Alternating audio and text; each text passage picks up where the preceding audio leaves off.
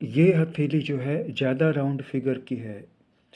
उंगलियों की बनावट से आप देखें तो यहाँ पे एक गोलाई सी निकल रही है और ये गोलाई जो है स्पष्ट रूप से यहाँ तक विजिबल होती है और यहाँ से ये गोलाई यहाँ पे अव्यक्त रूप से आकर के घूम गई है। तो ये पूरा हाथ एक तरह से सर्कुलर मोशन को दिखला रहा है, यहाँ से स्टार्ट करके और यहाँ तक ये गोलाई आपको स्पष्ट रूप से दृष्टिगोचर हो रही है। तो ये व्यक्ति पूरी तरह से अपने परिवार के कहने में होगा और उनकी आज्ञाओं का पालन करेगा और अपना मत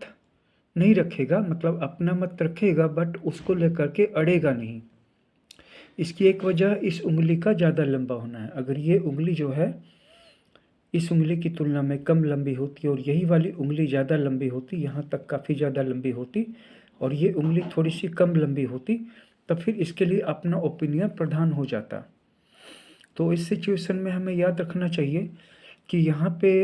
व्यक्ति की ओपिनियन, उसका लोगों के साथ एडजस्टमेंट करने का तरीका और ये उंगलियों का और समूचे हाथ का एक गोलाकार शेप में होना, ये सब बहुत कुछ बतला सकता है कि व्यक्ति सबके साथ मिलजुल कर के रहने वाला है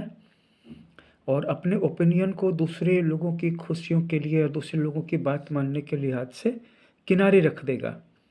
अगर यही हाथ चतुर्भुज होता, यानी कि ये उंगली जो यहाँ पे गोल हो गई है और ढल गई है, यानी कि इस छोटी उंगली का झुकाव इधर हो गया है, तो अगर ये थोड़ी सी तनी हुई और सीधी होती, इस तरह से थोड़ा आगे इस तरफ सीधी होती, तो इस सिचुएशन में ये व्यक्ति तना हुआ रहता। और यहाँ पे अगर थोड़ा सा चतुर्भुज हाथ होता, इस ढंग का भी हाथ आपने बहुत देखा होगा जो यहाँ पे निकला हुआ होता है, तो फिर इस व्यक्ति के लिए अपनी ओपिनियन बहुत ज़्यादा मायने रखती। तब फिर ये किसी के साथ घर और परिवार में सामंजस्य करके नहीं रह सकता था।